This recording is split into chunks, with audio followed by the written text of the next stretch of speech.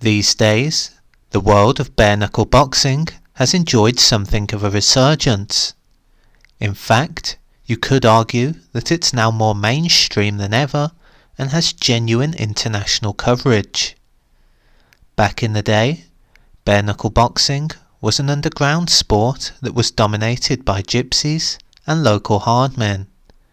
This tradition of unregulated fights dates back hundreds of years, and as a result, some of the records are a little patchy. As you may expect, there are lots of myths and rumours that circulate in the bare-knuckle boxing community. Because of this, you will always find certain people claim they were the best and have exaggerated records. On the one hand, this is quite exciting, but it's always best to take these records with a pinch of salt. For example, Lenny McLean is the stuff of legend, and although he was a skilled boxer, there's undoubtedly a lot of gossip and hysteria that follows him. It's important to note that he died in 1998, at a time where the internet was in its infancy. Basically, he lived in a different era, where records weren't easy to get hold of, especially in underground boxing. As a result of his fighting talents, McLean was awarded the title of the Governor. A man not to be messed with, he stood at 6 feet 3 inches tall and weighed over 130 kilograms. In brief, he was a gigantic man with a passion for violence. This saw him earn his tough reputation as a bouncer in London's East End, at a time when the area was known for lots of criminal activity. Furthermore, he then became an associate with the infamous Cray twins, two of London's biggest ever gangsters. However, McLean didn't just fight out of bloodlust, he also fought for money. Early on in his career, he was paid hundreds of pounds to fight, which at the time was a lot of money. So, even though he wasn't a professional boxer in a typical sense, he was able to make a solid living as an underground fighter. After one fight, he was meant to have put his opponent into a coma due to landing such heavy shots. As you can imagine, this was a man surrounded by violence and boxing. Combined with his huge frame, it's no wonder why he gained such a tough reputation. So, is Lenny McLean's record real? According to his autobiography, McLean had fought in bare-knuckle boxing bouts for over 30 years. He was 49 when he died, so this is entirely plausible. He also claimed to have around 4,000 fights during this period. Other sources claim that he had closer to 2,000.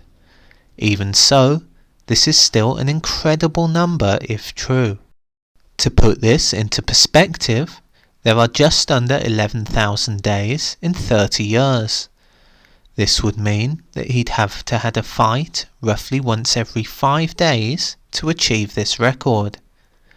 Even crazier, had he participated in 4,000 fights, this would have meant he'd have fought once every 2 to 3 days on a weekly basis for 30 years. When you look at this objectively, it seems very unlikely that this was possible. However, truth is sometimes stranger than fiction. As mentioned, McLean lived a very violent lifestyle and was known as a top bouncer. During this time, he may have legitimately had several fights on a regular work shift. Combined with organised bare-knuckle boxing fights, it's plausible that he could have achieved thousands of fights. Sadly, we'll never know the truth though, as only Lenny himself would have truly known this. So, did Lenny McLean ever lose a fight? If you had thousands of fights, then chances are you would lose a few.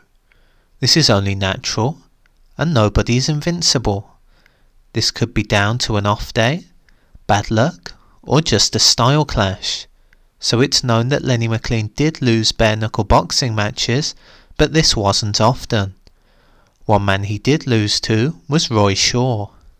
At the time, McLean claimed that his gloves had been tampered with, as he also fought with boxing gloves too, and demanded a rematch. Here, McLean won by way of first round knockout. In short, McLean did lose a few fights, and there's been a few names documented as well. Having said this, for the most part, McLean was often victorious. This makes sense, considering his fearsome reputation. Even some of the greatest fighters lose every now and then. So how good was Lenny McLean at boxing? Thankfully, there is footage of McLean around, and you can tell he has good fundamental boxing skills. This reinforces his reputation. Of course, there's still not much to go on, other than that he could box well and looked like a standard heavyweight. One thing worth noting though, is that he probably wasn't the best boxer in the world. For instance, had he fought someone like Muhammad Ali, then he would likely have lost. There's no shame in this, but the fact that McLean never went professional is quite telling. It's also important to differentiate the difference between regular boxing and bare-knuckle boxing. Basically, traditional boxing has a lot more rules and rest rounds, whereas bare-knuckle is typically bloodier and much more of a slog. This isn't a dig at bare-knuckle boxing either, but sometimes fights will go on for hours. Arguably, you could claim that professional boxing requires more talent and skill, whereas bare-knuckle is more of a test of will and heart. In some ways, comparing pro boxing to bare-knuckle boxing is useless, as they're too different from one another. In other words, you could argue that Muhammad Ali was a master boxer and sportsman, whereas McLean was a veteran fighter and brawler. Although similar, there are clear differences. Put another way, Lenny McLean could easily handle 99% of men, but he may have struggled against the world's best at the time, especially within a certain rule set. Over the years, there have been many who claim to have been the best bare-knuckle boxer. This is often where the term Gypsy King comes from, as champion gypsy boxers would fight for the title and bragging rights of their region or country. There are also noticeable boxers such as Jem Mace, who fought hundreds of years ago into his 70s, or Bobby Gunn, who is a retired Canadian gypsy boxer. What's interesting about the history of bare-knuckle boxing is the mysterious culture that surrounds it. Although a lot of stories are likely exaggerated, there are also some real warriors and characters that have come from within the bare-knuckle boxing community.